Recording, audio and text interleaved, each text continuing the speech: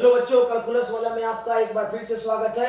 आज हम बच्चों आईआईटी जेईई 2022 के मैथ्स का क्वेश्चन लाए हैं जो एडवांस से लिया गया है। जो पेपर 1 का क्वेश्चन नंबर 8 है, ये बहुत ही अच्छा क्वेश्चन है। यह कोऑर्डिनेट ज्योमेट्री के सर्कल्स यूनिट से है। बहुत ही अच्छा क्वेश्चन दिया हुआ है बच्चों। एक ट्रायंगल है एबीसी जिसका ए कोण 90 डिग्री है। तो विदाउट एनी हेजिटेशन हम ए को ओरिजिन मान सकते हैं। AC को x एक्सिस पर ले लेंगे और AB को y एक्सिस पर। और एक सर्कल है जो AB और AC को टच करता हुआ है, उसका रेडियस r है। तो और ये अब ओरिजिनल ट्रायंगल ABC के सर्कल को भी टच करता है। तो बच्चों, जब दो सर्किल एक दूसरे को टच करते हैं तो दोनों के सेंटर के बीच का डिस्टेंस अगर इंटरनली टच करते हैं तो उनके रेडियस के डिफरेंस के बराबर होता है, और यदि एक्सटर्नली टच करते हैं तो रेडियस के सम के बराबर होता है। तो this question is based on this simple concept. तो सिंपल हम दोनों का सेंटर और रेडियस निकाल के और फिर उसके बाद से हम कंडीशन लगा लेते हैं। बस इतना ही सा क्वेश्चन है। तो बहुत सिंपल है कि सबसे पहले हम एक फिगर ड्रॉ कर लेते हैं।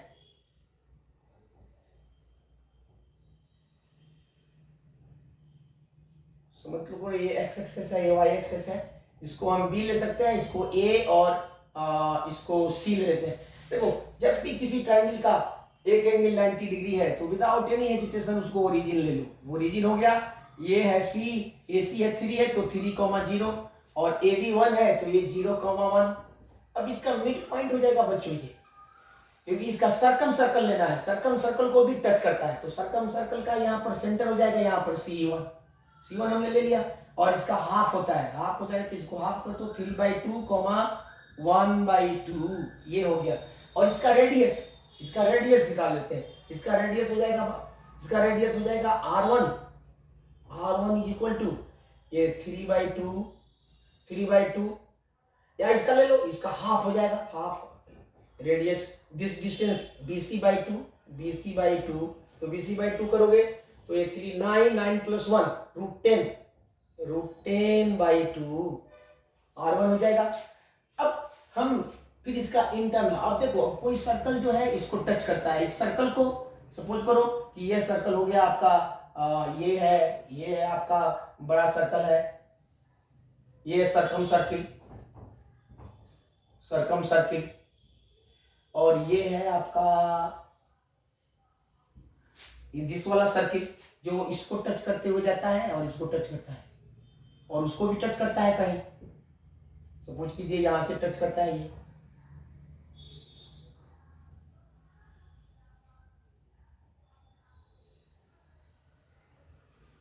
ऐसे टच करता है, टच करते हुए जाएगा। फिगर से हमको क्या मतलब है, बट टच करते हुए जाता है तो कंडीशन इसका देखो। अब इसका सेंटर हो जाएगा इंटरनल, जो सेकेंड सर्कल होगा। Now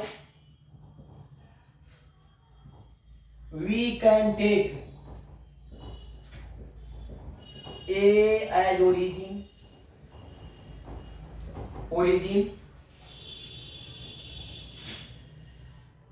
C on x axis, C को ले लेते हैं 3,0 on x axis and B 0,1 on y axis.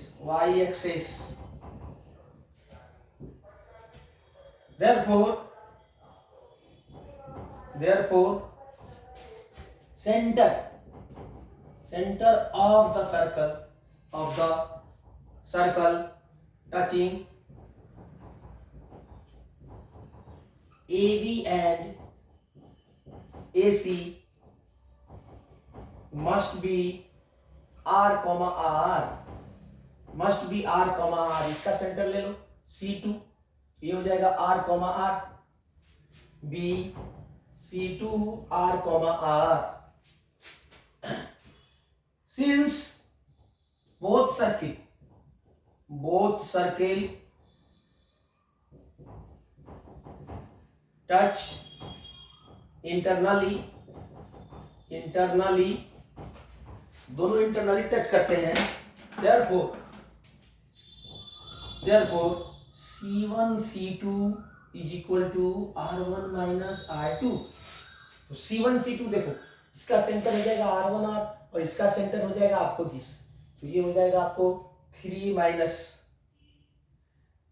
3/2 minus R whole square plus 1/2 minus R whole square is equal to, that is R1 plus R2 and this R1 is equal to √10/2 and plus R। अब इसको simply हम solve कर देते हैं, देखो कितना आता है, ये हो जाएगा 9/4 plus R square minus 3R plus 1/4 plus R square minus R is equal to, इसका होल स्क्वायर कर देते हैं, R1 plus R2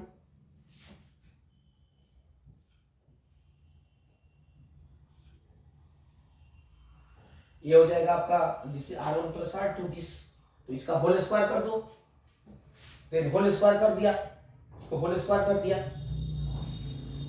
whole square कर देते हैं, तो होल स्क्वायर हो जाएगा ये 9/4 plus R square minus 3R plus 1/4 plus R square minus R is equal to, ये हो जाएगा इसका होल स्क्वायर हो जाएगा √10/2 प्लस R का होल स्क्वायर,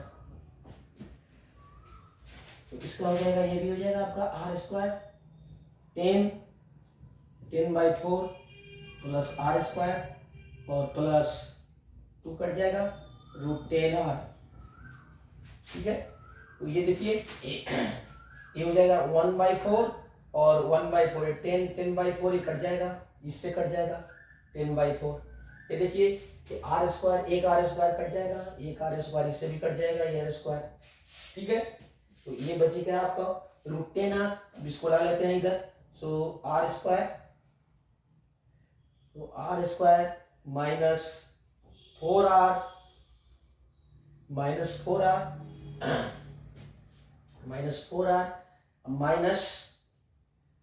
4R और ये माइनस √10R, ठीक है। अब इसको यहाँ पर प्लस है, ये डिफरेंसेस होता है, प्लस नहीं होता है बच्चों, माइनस होता है, माइनस करना, minus, this is minus, this will be minus, तो this will be plus is equal to 0।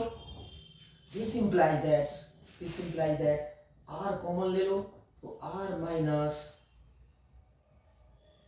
4 minus √10 is equal to 0. This implies that R is equal to 4 minus √10 and this is equal to 4 minus ये हो जाएगा 3.163 and this is equal to 0.837 and that is approximately 0.84. This is the answer round figure.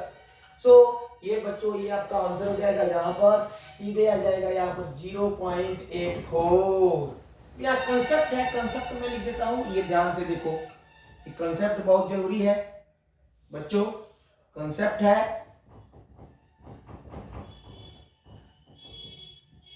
If, ये देखो एक बड़ा circle है और एक छोटा सर्कल है, इसका सेंटर है C1 और इसका सेंटर है C2, इसका रेडियस है R2 और इसका रेडियस है R1।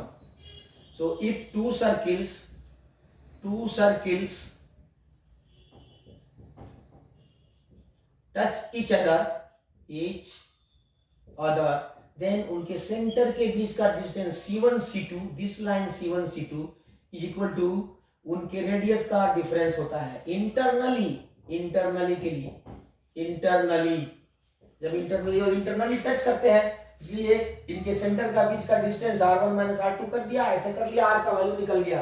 तो ये रहा आपका, इसका इक्वेशन से हमको मतलब नहीं है, हमें सिर्फ इन दोनों के सेंटर और दोनों को रेडियस से मतलब है। तो ये बहुत आसानी से हो गया बच्चों, क्योंकि ट्रायंगल दिया हुआ है इसलिए हम इसको A को हम ओरिजिन ले सकते हैं, C को x एक्सिस पर और B को y एक्सिस पर, सिंपलिसिटी के लिए, सरलता के लिए ले लेते हैं। और सेंटर हो जाएगा सर्कम सर्कल का, ये रेडियस इसका हाफ हो गया है, हाफ हमने निकाल लिया है, रेडियस हाफ निकाल लिया है इसका यहाँ पर।